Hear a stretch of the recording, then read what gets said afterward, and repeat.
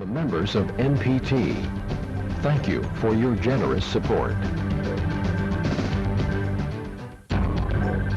Tonight, pushing the technology envelope for Baltimore, plus the difficult challenges for African-American women fighting obesity. From our home to your home, you've made the direct connection with Jeff Salkin.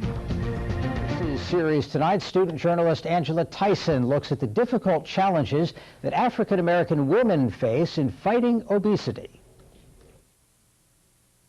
Every Saturday, just after sunrise, these women can be found on the track of Suitland High School. Some are involved in weight loss programs, while others are not. But they all share the same goal. They are walking their way to healthier and longer lives. I come out every morning around 6 to walk and exercise. It's the best way to stay healthy and lose weight. American adults are more overweight than ever before. Research shows that 61% of adults in the U.S. are overweight or obese, and the number for African-American women is even higher. There are a number of factors that actually go into determining whether someone is overweight or obese. Of course, genetics. We inherit things from our parents, and so clearly your genetic pool plays a role. But there are clearly environmental factors, behavioral factors, socioeconomic factors, and perhaps psychological factors. The behavioral factors and the environmental factors are clearly those that can be targeted and changed. Targeting the problem and changing one's eating habits is what winning the weight loss battle is all about.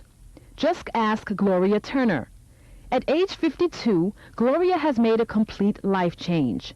When she joined the weight loss program TOPS, she weighed in at 257 pounds and wore a size 24 dress. Just a year into the program, she's lost 59 pounds and achieved her goal of wearing a size 14. She says her weight loss success is due to old-fashioned exercise and basic nutrition. It's all determination. It's something that you have to want for yourself. Initially, that first week, I said, I'm going to go crazy. How can I live without a Pepsi? How can I live without chocolate? I was known as the candy lady at work. I would always have a dish of candy on my desk. And in there, it was candies that I like. I'm still the candy lady at work.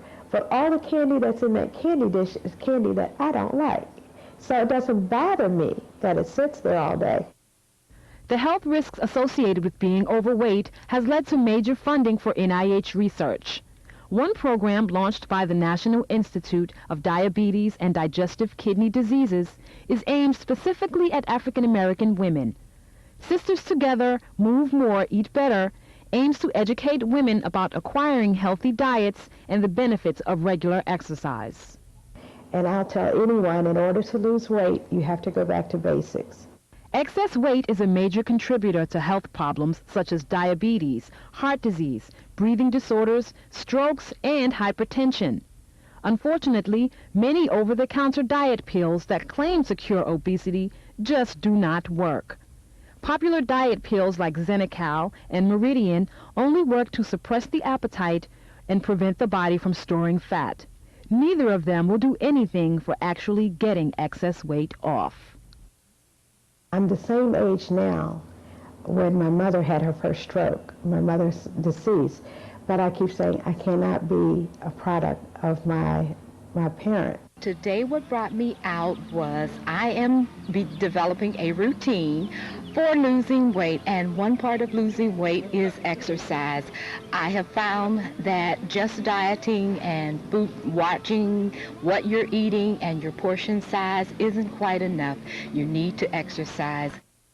With programs like Sisters Together and TOPS, which stands for Taking Off Pounds Sensibly, African-American women are well on their way to healthier lifestyles.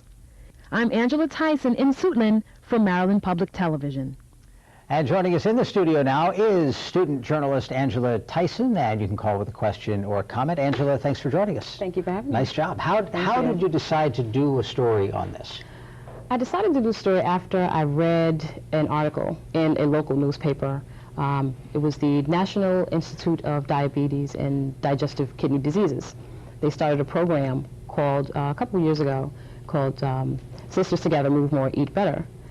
And in the article, it had some numbers and research in there about the women, women being overweight and the numbers and statistics. 69% of African American women in the U.S. are currently overweight. I thought that was extremely high. And so I said, well, maybe I could turn this into a story and bring it to a television audience. So in doing the reporting work on it, I mean, did it appear that this is having an impact? I think so. I think so. When I went out and did when I started doing the research and when I went out and started interviewing women, the hardest part about the story was trying to find someone that would speak with me openly. I was going to ask whether people were reluctant to talk about something that's kind of personal. Yes, people were quite reluctant. I had quite a few people that told me, okay, yeah, sure, I'll do it. And then when you start asking the personal questions... Right, you show up with a camera, that's another thing. Oh, yes. Right. Yes. But it was really fun when I went out that early in the morning. Some of these women are out on the Suitland track at 5, 6 o'clock in the morning when a lot of us are sleeping. And to see that they are so determined. And it's really more of a lifestyle change, more so than it is a diet. Well, I think one of your guests, one of the people you interviewed, talked about portion size. There was this recent story that we were talking about, right, about supersizing meals having an impact. Mm-hmm. And apparently there's also some genetics, or there may be, as you mentioned in the story. There was a report or study in an internal medicine magazine that African American women become obese twice as fast as white women, which is just a stunning number. Right. Well, there are a lot of reasons. There is no one particular reason.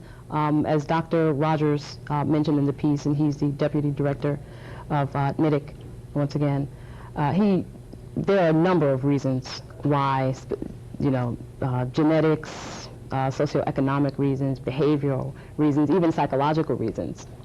So. We mentioned you're a student journalist, but you're really finishing up that phase. You've graduated from the master's program at the University of Maryland. What's next for your career?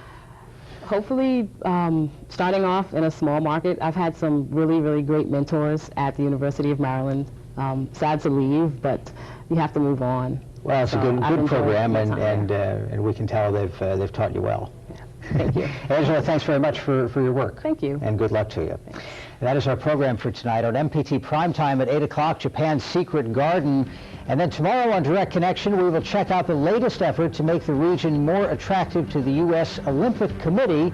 The decision time is coming up for that Olympic bid. Thanks for watching tonight. Have a good evening.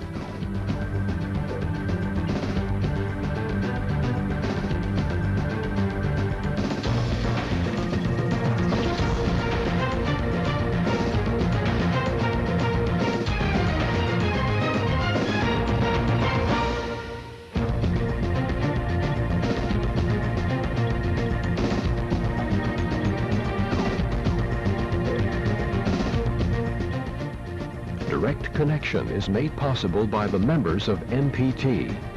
Thank you for your generous support.